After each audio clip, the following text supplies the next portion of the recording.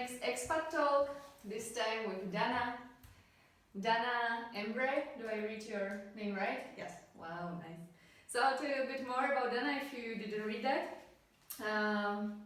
She was born in Romania, but she's been living in the US for about 20 years, or actually more than 20 years, right? First she spent 2.5 years at the school there to get a master's degree in business administration, and then she got hired by the Emerson Electric Company, and she worked in 2 locations in the US for a total of 18 years. After that she worked in Germany for half a year and then relocated to the office in Mikulov, which is a small town close to Brno and the Austrian border. And she is the director of engineering there in Emerson in Mikulov. But she lives in Brno because she loves Brno. She will tell us why. And what's very interesting that she's very active in volunteering. She participates in Women in STEM, which is an organization for women in science, technology, engineering and mathematics. And together with a group of women she met at the Society of Women Engineers conference in Prague last year. She is involved in the first SWE affiliate in the Czech Republic. Then I have a lot to do every day. So thank you very much that you accepted my invitation. Thank you for having me. And I have a few questions. You already know some of them. Yeah. So actually it's been 2 years since your arrival, and because you're an expat and these talks are about expats in the Czech Republic, did you experience some culture shock? I wouldn't say culture shock, but definitely differences. So because I'm born in Romania, right, I was a European before I moved to America. So a few things are coming back to me. So it's like, oh, I remember that growing up and so forth. So I wouldn't say culture shock, but some differences, but nothing bad. That's good to hear. I'm happy to hear that nothing bad. Okay. The first thing which I learned about you, because we met through our common friend Radka, was that you're kind of crazy, and when you arrived to Mikulov, she was telling the story about a snowman. So can you tell more? Of course. So yeah, I am crazy. I think people know that already. But in this case, what I did was, it was my second week on the job, like day 6 or 7, I think. And it had snowed, and I was told that this is pretty unusual to have that much snow in these areas. So at that time, I was living in a hotel on the Austria side in Poisdorf. So I saw the snow is big there. I came to Mikulov and I said, okay, let's do something fun. Okay, fun for me, crazy for others, okay? So I sent an email to everybody on email in our locations, which is about, I don't know, almost 200 people. And I said, we will build a snowman tomorrow, so you should join us if you want. So we went out in the lunch break, and our lunchroom has a wall that's all glass, so everybody could see outside, right? So we started rolling balls for the snowman. Well, we started too many, so we ended up not with 1 snowman, but with 3 snowmen. Wow. So I call it fun, other people call it crazy, but we had a blast. Yeah, I can imagine. I mean, when Czech people with our, way of living and having fun, or sometimes not having fun at work, if I have received this email, and if I can imagine the people who work in such company, engineers, and sometimes the people are very serious, and they receive an email, oh, come on, let's make a snowman. Yeah, I think that was pretty fun. Yes. You're very brave to do it. Yes, either brave or stupid, I'm not sure which one, but yes, we had fun. So this was a good entree to the company. Depending on who you ask, good or bad, but yes. But you're satisfied with it? Yes, absolutely. Great. About you are working with people, you're working with Czech people mostly, right? Yes. They're in the company, there are mostly Czech people. Are you the only expat? Yes. Okay. So, would you appreciate to get I think you didn't get any intercultural training before, did you? Not for Czech Republic. Yeah. Working in America, we do work with Mexico or India, and I had gone through those, but not with Europe or Czech Republic. Okay, so would you appreciate to get one before coming? It's always good to have more information. So yes, but it's fine. It would have been nice, but I figured it out. Okay. We get many questions about this when we are doing such trainings, and most of the time the people, even if they are from Germany, which is like just a neighbor, they ask us, okay, how should I treat the Czech people? How should I work with them? So what are your tips? What would you tell them? What did you learn? Just don't assume that some things that seem normal to you are going to be normal here. Not just the snowman story, but just the approach a little bit. For example, when I went to my first meeting to present something, I finished the meeting with, I will take questions now, and there were no questions. Oh. So now, having grown up in Romania, I wasn't that shocked, but little things like that. Maybe don't expect maybe that open of a communication right off from the beginning. Okay. Do you tell the people that they've done something like well? Or I do. I'm not sure if everybody does, but I always try to do that. Yes. And how do they react? Pretty neutral.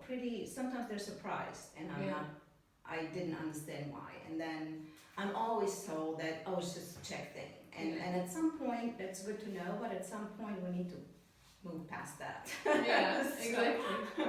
Yeah. Because very often I can see that the people somehow cannot accept when somebody else is saying something nice to us. It's like, it's okay. We don't know how to take compliments. Yeah, yes. Exactly. We don't know how to take compliments. Yeah, yes. So I have noticed that. Yes. Yeah. Good. All right. And which is very interesting for me to see within the men's world. How is it to be the female engineer? How do you feel about it? I never thought it was that big of a deal. I think sometimes people make too much out of it.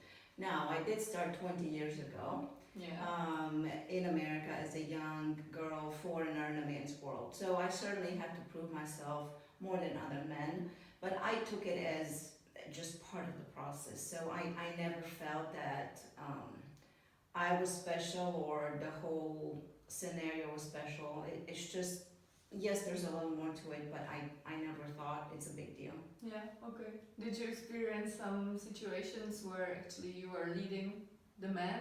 You have teams of men where it was not pleasant? I mean, was there some kind of situation they didn't behave, they didn't want to respect you or something? Well, yeah, they tried. They tried once. But no, it didn't happen again. It's once you prove yourself and they gain your trust, they better not. Would you say you're a tough boss? Yes. Okay. I try to be nice to you. Alright. And maybe I already asked somehow the question, maybe if you have something to add to this. How was it for you in the Czech environment and to work with Czechs from that position? Did you experience some difference between when you were running the company in the US and running them in Czech? Yes, it goes back to what we talked about already. It's just the way people seem to think and react to some things, but not that different. I think the thing that was most different is figuring out how things work, like even some of the unwritten rules that everybody should know. And I would say, well, I'm sorry, I need a little more information. So that was the only thing. Okay. Did you have somebody to help you with this? I mean, did you have somebody really who tells you, you shouldn't do this because this will happen? So it went, it was people like, really, no, we don't do this here. And then they started figuring out that how much I don't know about some of these things. So sometimes they tell me a little bit ahead of time, which I always appreciate. Yeah. But even things like, how to, I couldn't do anything when I came here because I couldn't speak the language, right? So any appointments, I needed somebody, not only to translate, because we have our friend Google Translator, right? But even where to go to do things. Yeah. Things like making a copy of my door key for my flat. Oh. Is It there a place was- in Mikulov for this? No, well, I'm not sure, but I wanted to do it myself, so I looked up on the internet and I wanted to do things, and I could not figure it out initially. And when I did, I took a picture of the key and I sent it to a few people. Look, I did something myself. so that's the kind of challenges. Yeah. Not big challenges. But you like just them. a little frustrated, but yes, victory is sweet when you get it done. Yeah, exactly. All right. So I have another question because it's also very interesting. You've been working in this company for so many years. It's about 21 years, am I right? Almost, yeah. Almost. July. Oh, in July. Will be 21. Wow. Why? What is it? It's in today's world. It's something not very usual. Yeah. Obviously, if I didn't like it, I wouldn't still be here. But I was hired by this company that I didn't know much about, and obviously now, 20 years later, I know so much more. And really, this was my first real job. But to me, just Emerson, and I'll talk a little bit about Emerson since people probably don't know. It's a large company, American owned, and we are truly global. So we have offices in US, Asia, and Europe. And it's so big that what I like to tell people who are not familiar with it is you can pretty much change your career and still be in the same company. So I'm in engineering now. If I want to go to marketing or sales or anything, you can do that.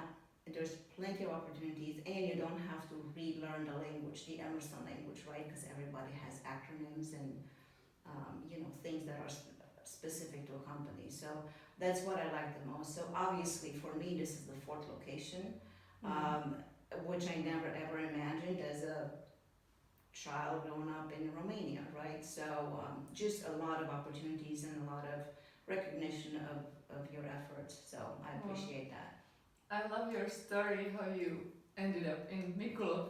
Yeah, I know. I never. Please tell me more, because it also includes the problems with visa and all this stuff, all these immigration issues. So Yes. can you tell everyone? Yeah, of course. I'll be happy to. So for me, it was just another move for work, right? So this was. So I started in Missouri, one of the states in the U.S. Then I moved with the company to another state, Ohio, right? So between those two locations, I had 18 years. Then I moved to Germany temporarily. I knew that's going to be a limited assignment, 6 months. I was filling in for somebody on maternity leave. A great opportunity, but at that time I still had a house in the US and so forth. So that was a temporary move. And then when I moved here, I had to sell the house first and so forth. So there were a few things that we thought were already arranged, and then it turned out it was a little more complicated because now I'm an American citizen. So one of the agreements that we had was if I work in Mikulov, I wanted to live in Vienna, right? I speak a little German. It's about 80 kilometers away. That's 50 miles for people. So we had an agreement. So I get here, and then we realized that I can't just get a residency in Vienna because of my status, my citizenship. So I decided that even for those 9 months or something that were going to be needed in order to reapply the next year, I didn't want to stay in Mikulov. Mikulov is a charming little town, but it's little. So I like a little more action. So I wanted to move to Brno for, I said, 9 to 12 months. And about 3 to 4 months after I got to Brno, I told everybody at work, you know what? You know that Vienna thing? Forget it. I'm in love with Brno. So it's very interesting because I had heard of Brno before, but it was a town on a map somewhere, and now I live here and I love it. So just you never know. Yeah, exactly. Yeah. Beautiful. So if I understand it right, although you were born in Romania, you are now an American citizen. Yes. And that's why you act as an American citizen, so that's why you couldn't live as any other. In the European Union, Yeah. yeah. Mhm. Okay. Well, it's also Just an added bonus complication, whatever you want. yeah. Sometimes Depends where you go. Exactly. Yeah. Okay. Well, that's really interesting. And I think you didn't mention how many employees are there globally in Emerson. So there are a little over 76,000 employees. So too many positions. Big company. Yeah. Yes. And in Germany, also that's quite interesting. I think that was the position for marketing. Yes. Was it? Okay, so you moved from, what was it in the US? Engineering. Marketing. I know, you're not the only one who thinks that was weird. I have a degree in marketing, but I had never worked in marketing. Mhm. And I now know that that's probably not the best area for me. I mean, it's interesting, but I love Engineering. things that are more technical, more black and white. So I'm very happy to be back in engineering. All right. Good opportunity, great Yeah, opportunity. and also great experience, I guess. Yes, absolutely. Yeah, great. I have a question about comparisons. So how do you compare living in Romania, US, Germany and Czech Republic? I don't want to hear like what's better or, but can you think about some differences what really maybe somehow not shocked you, but something really significant? Yeah, I think I touched a little bit on the culture difference. So I grew up in Romania. I was born and raised there, so I went through school there, including college. Uh-huh. And then I went to US on a student visa, and then I was hired by Emerson, and the rest we talked about a little bit. So obviously very big difference from Romania to the US, okay, pretty big leap. But then it's almost like a second life for me. Mhm. So very, very different. So I would say that the people are much more open in the US, in Mhm. America, right away. Mhm. But I will also say the friendships are not as deep, okay? Mhm. So it's, from that point of view, it's a little counterintuitive, but so it's, on the surface, everything it's much more open and friendly, but it's maybe not so deep.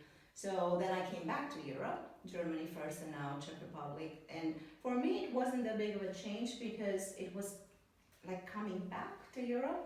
Things had changed. Germany, of course, used to be, at least where I went to, used to be Western Germany, not Eastern.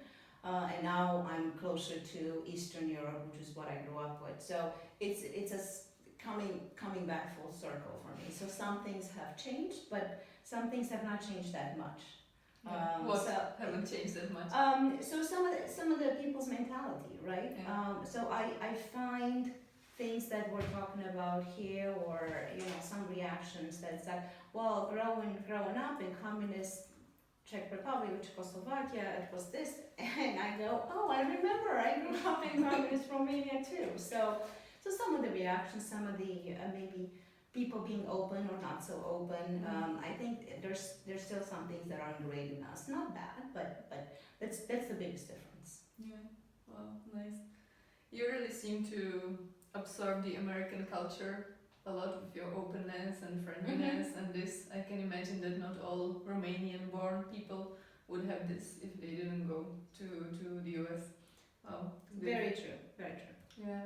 I have a question. What always interests me so much. What is your daily or weekly routine? So how does it work for you? I travel quite a bit for work, and some I try to do for myself as well. But when I'm around, I do have a commute since I work in Mikulov. I live in Brno. It's about 50 kilometers. So the good news is that from Mikulov to Brno is about a half hour driving time. The bad news is I live on the other side of the center, so that takes me another 15 to sometimes 30 minutes. So I love where I live, but it's not the best position. So my commute is about 45 minutes to an hour long, depending on the traffic. And then I also do a lot outside of work, as you already mentioned, some volunteering, but I also try to do things for myself. So I have Czech lesson twice a week, I have badminton, I have CrossFit, which is a crazy sport for crazy people. And then I also started playing something called floorball, which no really? American has ever heard of. And my story about that is I heard that some people were playing football, which is soccer for Americans, right? Football is the right name. And then some other people were playing floorball. And I said, I want to play floorball too. And they said, well, okay, you can play. So I said, fine. And I went straight to my computer and I said, what is floorball? Because I had no idea what it was. You first said that you wanted to play it. I just knew I wanted to play. So I'm playing floorball now. I wouldn't say I have skill, but I'm not as bad as when I started. And my buddies who I play with are very patient with me. Well, are there men? They're all men. No, men. Okay. Wow, that's awesome. And I should mention, I do some activities in Mikro and some activities in Brno. So it's my life is very planned, and the logistics are very important. Yeah. But I'm very happy that you had time today. I made time, of course. It's so great. Let's go to volunteering, which you've mentioned. It also takes some of your time. You can tell us. So you're volunteering for two organizations, right? The Women in STEM, is it also organization? And also the SWE, Society of Women Engineers. Why? Okay, the short answer is because it makes me happy. I just, which sounds silly, but it does. I love helping people. I love sharing something that might inspire other people. So both Women in STEM, which is that science, technology, engineering, mathematics, like you said, and SWE, which is the Society of Women Engineers, they're both national or international movements. It's not an Emerson thing. It's not. There's big movements that my company Emerson is aligned with. So I don't do it because Emerson tells me to. Actually, it's purely voluntary. But that is something that's near and dear to my heart. So you're actually telling Emerson to support it because it's important. Yes. Well, I've done that with a couple other things, as you know. But yes, it's important to me, and I think if you, I do believe that personal development is the most important thing. And so I do that outside of like non-technical and non-work related, but I also do it with work. So I just love being able to hopefully contribute to somebody's advancement or becoming a better version of themselves. That's beautiful. And maybe can you tell the difference, or maybe first tell us what volunteering is from your American point of view. I know. That's a very good point. And I'm guessing the next question is what is the difference? Yeah. Okay. Well, it's a huge difference. Something that I have underestimated when I came here, because so I was about 25, 26 when I moved to the US, and I was in school for a couple of years, and then I got involved in the real world of jobs and so forth. So, but over in America, everybody volunteers, almost everybody, to some extent. Going to church, and churches are very important there. I happen to not go to church regularly. I don't think that makes me a bad person. It's just a personal preference. But in America, everybody does. So if you don't do anything else, at least you volunteer with your church. And that means serving meals to people that are less fortunate than us, or you're doing a little Christmas gift and so forth. So back to your first question, volunteering to me is just doing things for others, as I mentioned before, and finding joy in doing that for other people, right? Because I find that it's so rewarding, and to me that makes me feel good. I don't know if that makes sense, but I think what I get back is very important to me. So everybody does it in the US. It's ingrained. It's in people's, almost in people's DNA. So I came here, and as soon as I got to Europe, I said, okay, I want to continue getting involved with STEM and SWE and other things, and community outreach and so forth. So I was told, well, we're not ready, we're not organized. So finally, when I got a chance, I said, okay, let's do this. So I started talking to people, and you know how you want two-way communication when you talk to people? I'm not sure there was one-way communication. right? Because I'm talking to people and I got this blank stares, and I'm like, what happened? Because I think I'm pretty good at this. So You I mean at just communication? at volunteering and connecting to people this way. So so then and there's no feedback. It's like, as I was saying before, there's no questions, no whatever. So finally I got a person or two brave enough to say, we just don't understand what you're talking about. And I'm like, how's that possible? So I had to step back, and from SWE and engineers, I had to step back to STEM, and that still didn't work. So I said, okay, you know what, forget that. Let's just talk about community outreach. And that was a little closer. But I just had to keep stepping back till I found a little bit of a common ground to even have people starting to understand the concept. So huge difference, and I completely underestimated the lack of knowledge about this. So now I'm having to do a little bit of education and target it more to, okay, this is what you can get out of it, and by the way, you can help others too. So you just have to find a different angle, and it's a process. And I have prep meetings for the small meeting, for the large meeting, for the biggest meeting, and from each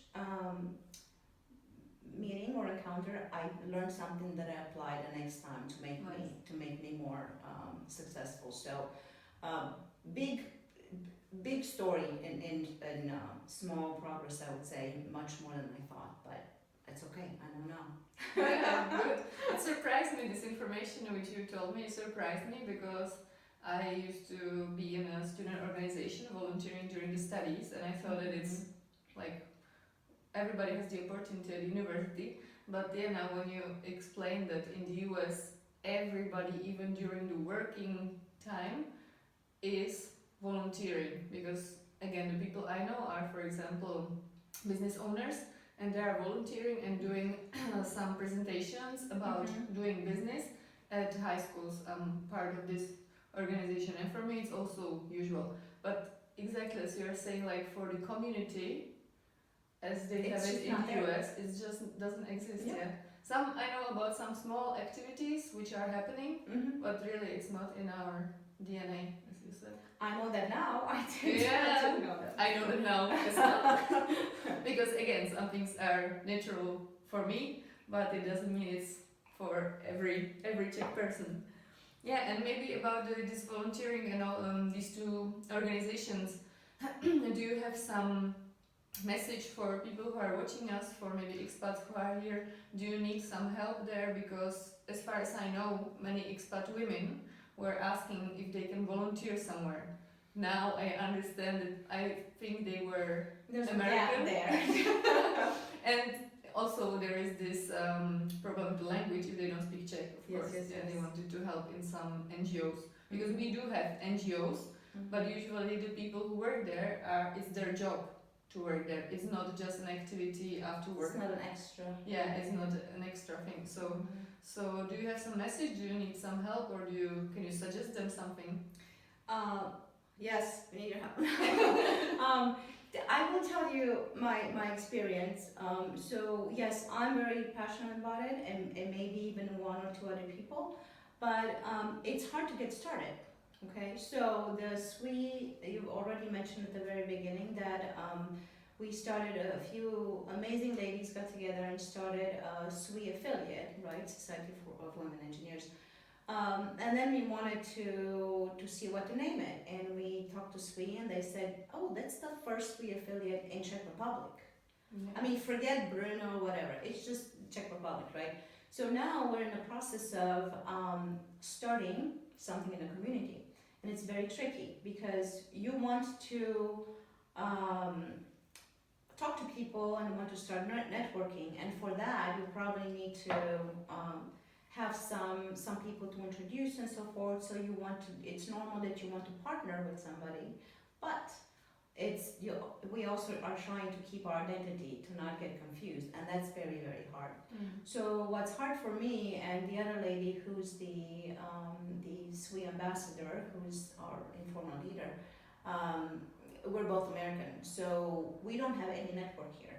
Now, luckily, we have Czech ladies in our group, and we also have people that we meet, like you and others, that have some connections. So it's all about networking to even start. So I would say we're not quite active yet. We do have a Facebook page and things like that, but we're just now started. So, but as soon as we're live or active, we will need help, and yes, we need your help. So I guess people can contact me directly too. I mean, Yeah, I sure. think I'm on Facebook, so we can always use help. Right now, we're in the I guess logistics and startup phase. So it's a little challenging, but it's a process. Yeah, of course. Especially if there was nothing like this in the Czech Republic before. Yes, we talk to people and we say, oh, we did sweet stuff. We don't have anything like this here. We know, because we're the first ones. So how, it's all about what can we offer and so forth. So we're in the process of And so setting what that are up. the activities of SWE, or what will be the activities? Yeah.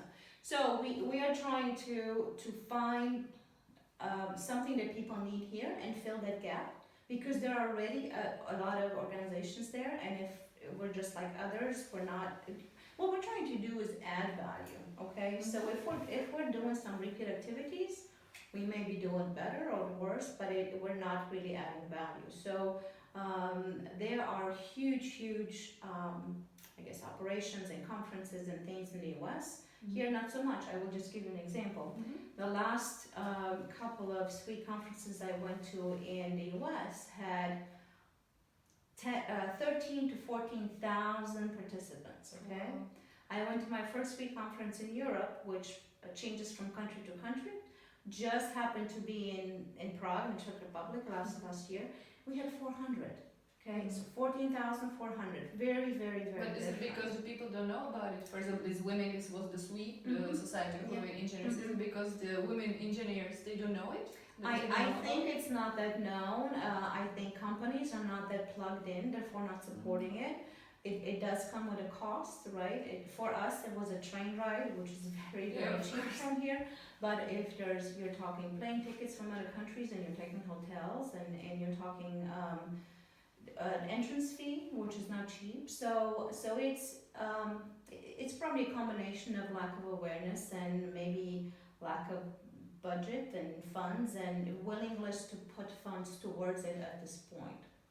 So it's a process. Yeah. I come back to that. That's interesting. Yeah. But guys, if you have some ideas, you can let us know in comments, write to Dana. If you have some questions, you can also write them and we'll get to them as well. Yeah.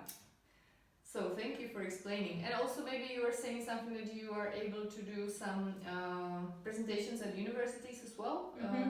Absolutely. About maybe women engineers or generally engineering, because you're people from the practical, real world. Yes. And that's something also you're interested in connecting to the technical universities, right? Yes. Yes. So as I was saying, just getting to talk to the right person, it sounds like a small thing, but it's been a big problem so far. So what we need is just making sure we get to talk to the right person, and then we can talk about, hey, what are your needs? What are your gaps? How can we fill them? Okay. And we can do anything from, giving career advice on CV writing to giving a prep for, hey, this is how you prepare for a career fair or job interview, to, hey, this is what the managers are looking, hiring engineer. I hire engineers, right? So it's like you said already, it's we're already doing this thing. To what are the opportunities for involvement? There's conferences, you can submit papers, you can present. So there's everything from what knowledge you can gain to what you can give. And in there, if you want to practice your presentation skills or anything, there's so many things we can do on that. And this is for the professional women engineers. But for the other thing that we talked about which is STEM, that starts at kindergarten. I mean, it can be anything from doing experiments with a little baking soda and toothpaste to make a volcano, or doing a little 3D printed part, which when I was going to school, that was not even in our language, and now you show it to kindergartners, and they're like, oh, okay, that's cool, right? So there's a lot of things we can do, and definitely the more people are involved, the better. All right. I get it. Thank you for explaining also to me. And as you're very active in all these fields, also you're the ambassador of the festival for all the women. That's why we got connected Yes, through correct. our friend Radka. So maybe tell me generally, why do you think that it's nice to support women? Because I guess the movement in the US is much stronger than we have here in the Czech Republic or generally Europe. Yeah. So, so there's a danger, especially here when people are not that used to it. There's a danger if I start talking about women in STEM or women engineers. There's a danger to have men feel like there's reverse discrimination. So what do you mean? Why are we not talking about men? Okay, so we're not against men. We don't try to exclude men. But if you look at the percentage of people in the technical fields, they're mostly men. So I don't think we need help to get more men, right? Because they're already in the field, and it's more logical. It's more of a natural movement and progression for them, right? So what we found in the U.S. is that some people, some little girls, women, right, are never exposed to something of technical nature. If her parents didn't do things or whatever, it's not even an option. So if you don't know it's an option, how are you going to pursue it?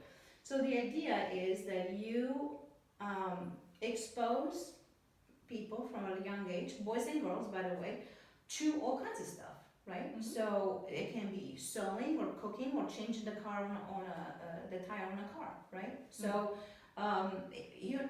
who knows? And if they have an interest in that, then we can talk about what's next. So a lot of it is so much about awareness. So why do I do it? I do it for boys and girls, men and women. But I think it's important to be an example of a woman who did go into technical field, and I'm doing pretty well. And I love it, by the way. It's not just like I barely made it, right? So just like I said before, if you talk to 10 people and you inspire one, that's a win. Yeah. And I really believe that. And you're working on it. I mean, yes, I do believe that. And you have results. Yes. Yeah, good. Very interesting thing which last time shocked me a lot when we discussed in general. I remember that you told me that there's no vacation time officially in the US. Like if you look at the graphs of how many days you by the government you are given to have vacation days. In the Czech Republic, it's minimum 20 days per year. And you said, well, in the US, it's 0. And I was like, what? You know, in my mind, somehow didn't work. Like I couldn't believe it. So can you explain this? Yeah. So the vacation policy is up to the companies. So it's up to the company what they give employees. So eventually, you will get to several, more days of vacation, but to start with, we have very little. So and it's not very unusual, right? So now I will also say that medical insurance is very expensive there. So the company takes over a lot of those expenses. So just all in all, the benefits package is really, it's complicated. So it's up to the company to set up vacation. So I started with 5 working days vacation in the first year, and then I had 10 vacation days in the years 2 through 10. And then you start getting another day every 2 years. So I think you get 3 weeks at 15 years, which is 15 days. Then you get 20 days at 20 years, 25 at 25 years. Wow. And that's the max. But this is only if you stay in the same company? Yes.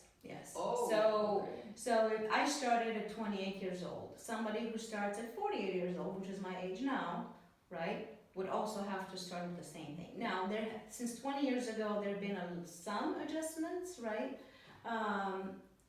But it's just a different system.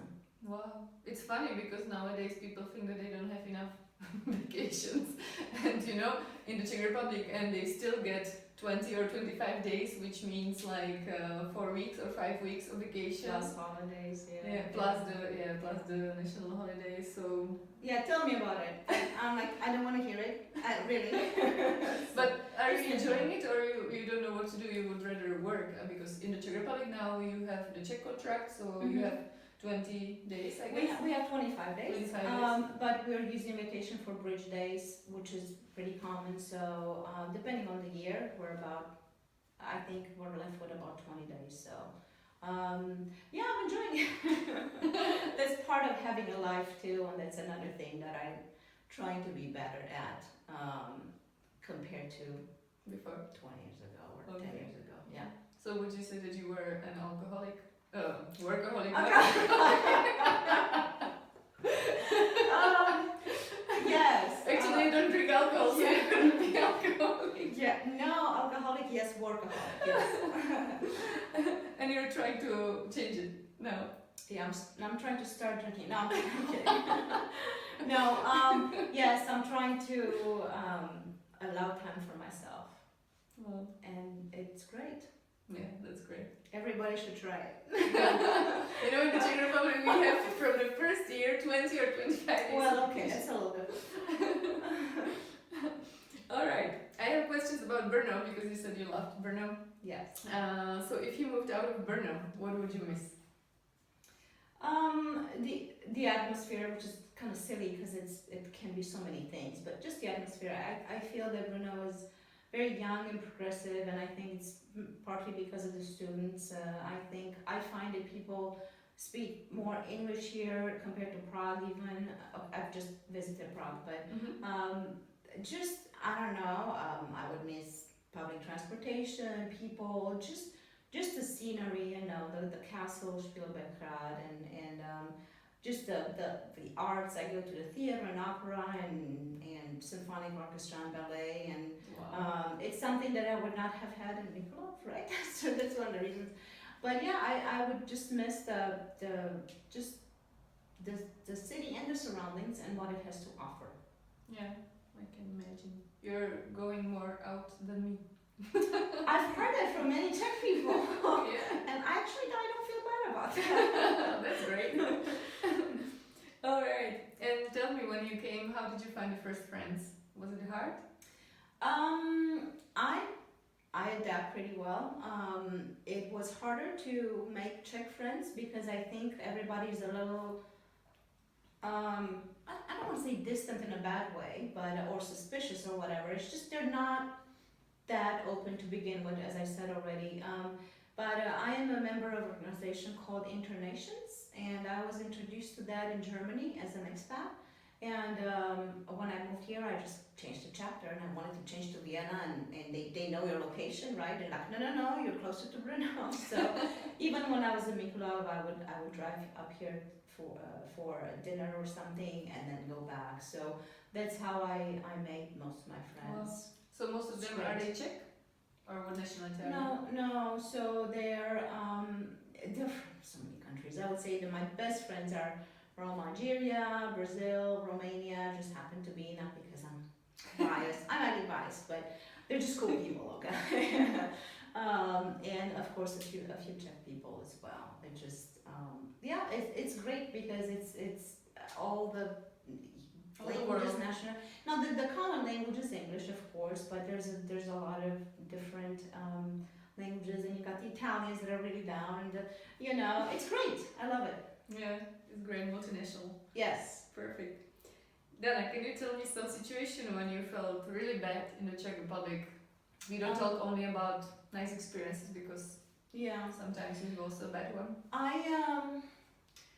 It was nothing that was bad because it was like malicious. Somebody really wanted to do something or whatever, but it was mostly situations that come out of frustration, like me not knowing where to go or what to do or how to do things.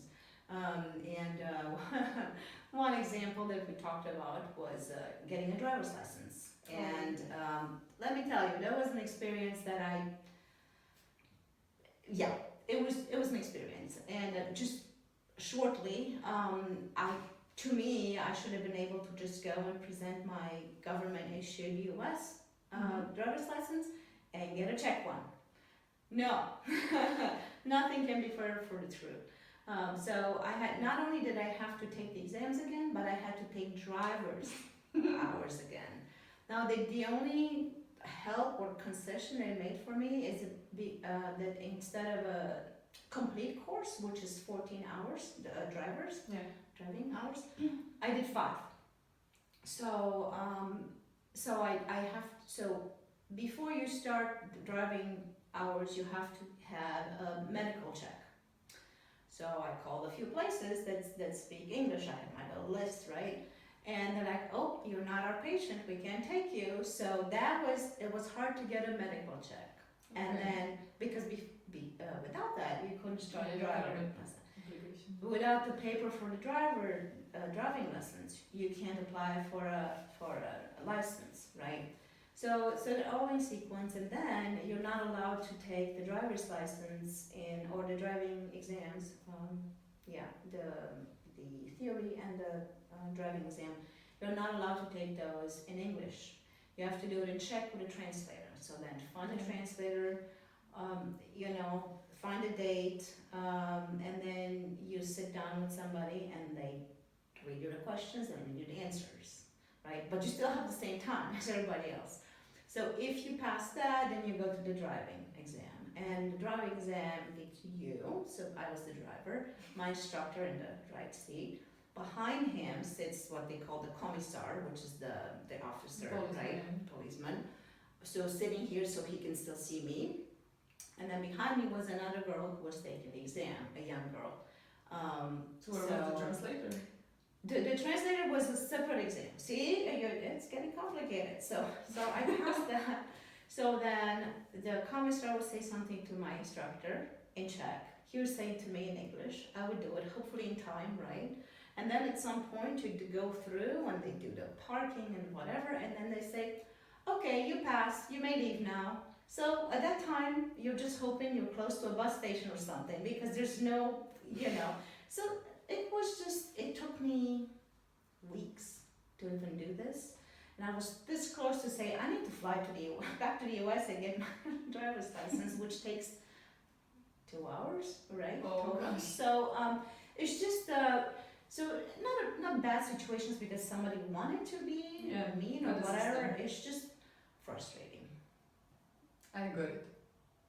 Okay. And but I'm official now. I have a Czech driver's license. Good job. I think many people would have just said like, given up. Forget it everything. Yeah. No, I'm good.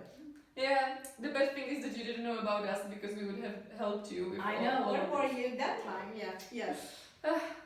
So we have to do a better marketing so more people like you know about us and don't have such experience.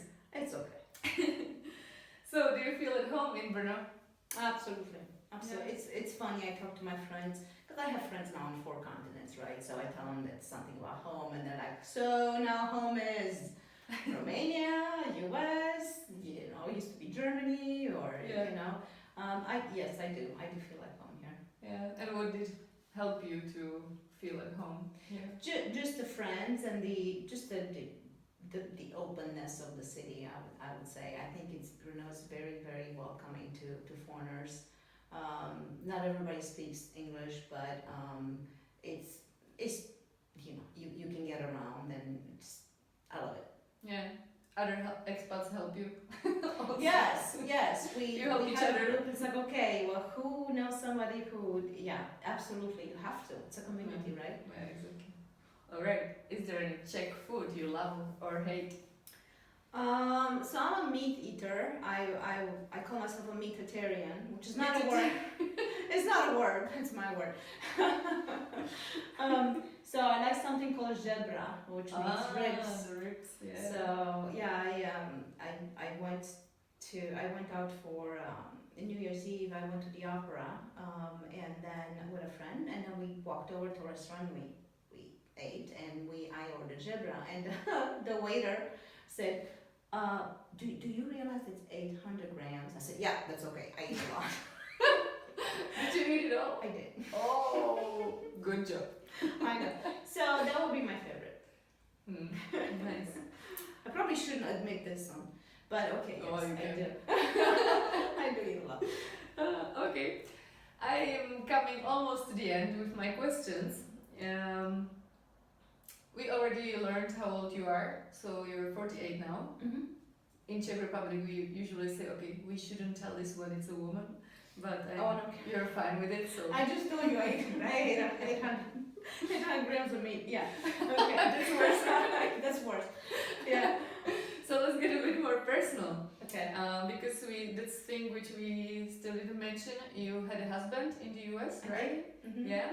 And I learned from you that you were in the position, you were running all the factory there, or all the company, and he was in a position where you earned more money than he did.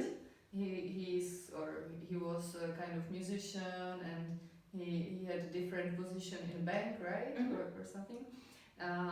How was it? How, didn't it cause some problems that you as woman? Not at all. From the stereotype? No, it normally it would have, but we were certainly not a traditional couple. So I didn't run the company, but yes, I was one of the people in management.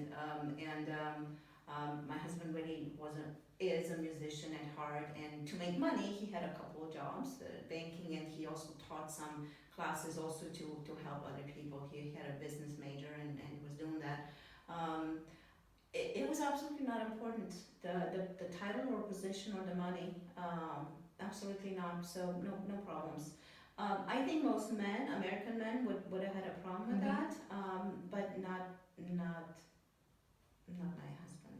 It's so great. Yeah, it was really great. Yeah, it's awesome. And what were your plans? Because you told me also that you discussed something which is happening today, but it's been some years ago. And today in the Czech Republic, for example, there are men going with children when the child is born, it's a baby. They leave the company and they go to be at home.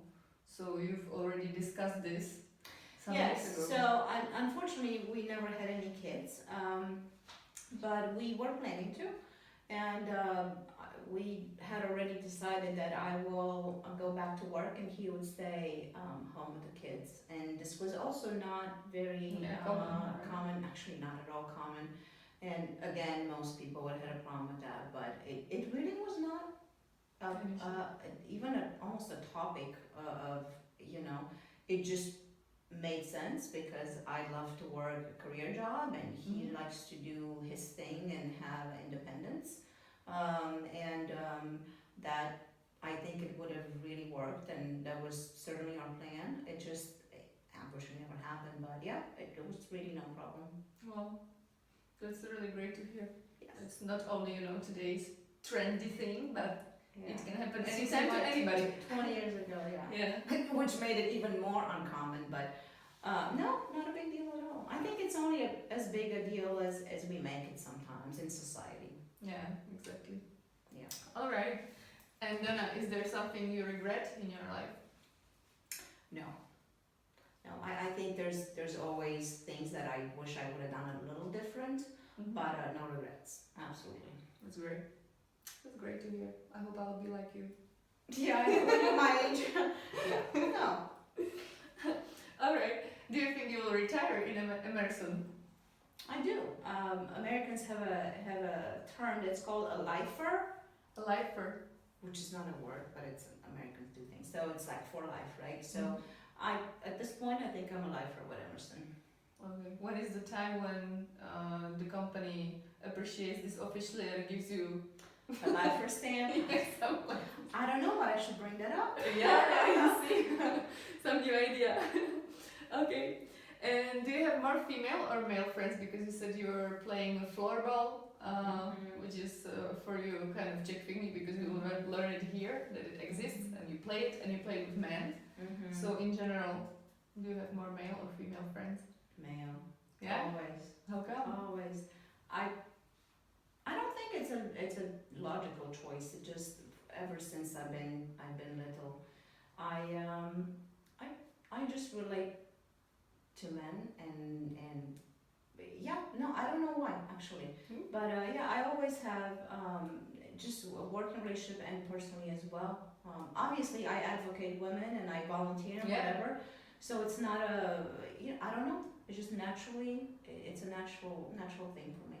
Well, that's really interesting. Yeah. Exactly, because you said that you're volunteering for the Society of Women Engineers and all this. You're supporting women, and you have more men. That's great because you can, tell them and show them the example of that. It's good to support women because it's just Well, guess what? And this is my plug too. I mean, if men don't support this, it's not going to be successful, Yeah. right? Because so yeah, yes, what you said. all right. So when we get back to your childhood, tell us, who did you want to become? Well, every girl grown up in Romania around my age wanted to be Nadia Comaneci, right? The gymnast, okay? Not this is not Did you want to be a gymnast? Yes. Okay. Every girl Every did. girl. And I was actually a pretty chubby, which means fat kid when I was little. And it was the Summer Olympics of 1984 when I was 14. We were playing gymnastics in the backyard with my sister, who's a little younger, and my other girl neighbors. And actually I was fat at the beginning of the summer and not so fat at the end of the summer Okay. because of that. So all we did was we were doing gymnastics and dreaming to be Nadia. I can imagine. Yeah. So Gymnast. absolutely. Director of engineering. I know, right? It's close. Yeah. No. I think that was the childhood thing, and then later, you want to be a doctor and whatever. But my dad was an engineer and a good one, and I just seemed to gravitate towards technical things, and I would make my dad take things apart after he fixed them to see how, and my mom's like, "What are you doing?" Oh, So it was a progression, but it started with gymnast. So is it your father who now make you think, as you said before, that the activities of STEM and all these volunteering organizations, that they can go even to the kindergarten and show the technical things even to girls? So it was your father who showed you this, and that's where you got this direction somehow. I indirectly, I'm sure. I mean, unfortunately, my father has passed away 26 years ago, so he hasn't seen any of this. It was before I went to America even, but I think it's in your blood a little bit, and I think being in America where they had opportunities for this is what opened it for me. So it was a combination. I'm just glad that I am where I am, and I can do this, and hopefully make a difference. Yeah, that's beautiful. I have two last questions. Okay. This one is kind of closing one. So what are your life values? There's a few things. I like to say live life to the fullest, which to me is like work hard but play hard too. Like do everything.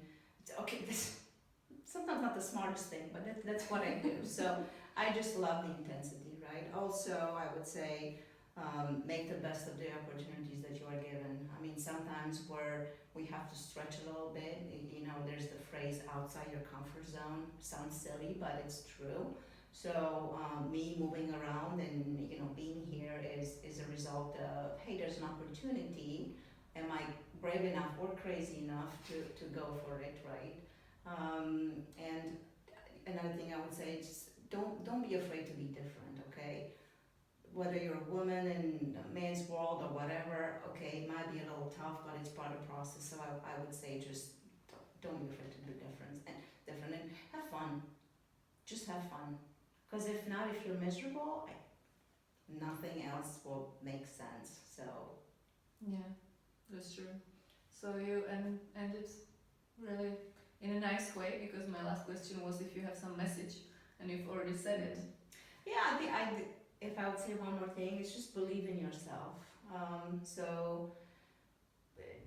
Sometimes there's other people that see things in us that we don't see. Okay, don't be the person that says, "Oh, forget it." Like we talked about compliments, right?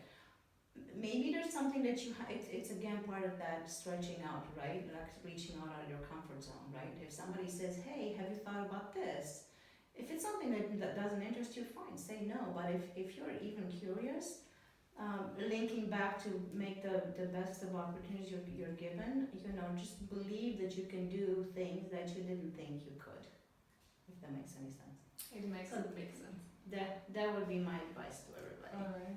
Thank you, Dana, very much for coming. I'm so glad I met you. Thank Radka, my friend who introduced us.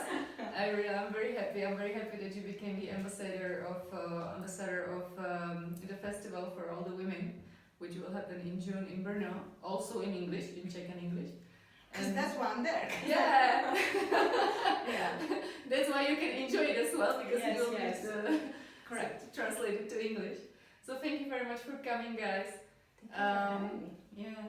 Guys, have a nice rest of the Sunday. Thank you, ladies, for your help here at our studio here. And we'll see you next time. Bye. Thank you.